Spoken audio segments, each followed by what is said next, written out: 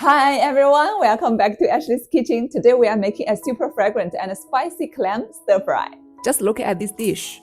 Glossy, packed with chili aroma, and every clam coated in their rich red sauce.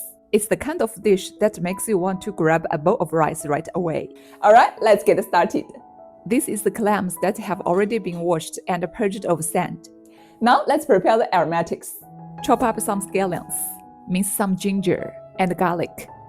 Also slice up a few bird's eye chilies for that heat. Everything is ready, let's cook. Heat a dry wok, no water, no oil.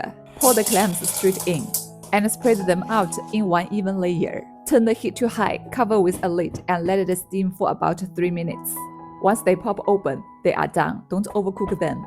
Then remove the empty half of each shell and keep the liquid from the wok. We will use it later. Now heat some oil in the wok. Add the garlic, ginger and chilies. Stir fry until they smell amazing.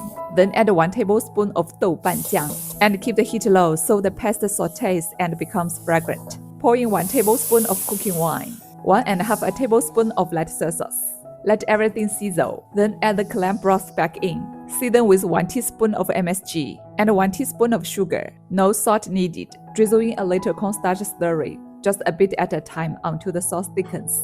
Once the sauce looks glossy, add the clams back in. Gently move them around. Don't stir too hard or the meat will separate from the shells. Finish with some chopped scallions. Give it a soft toss, and we are done. Just look at this.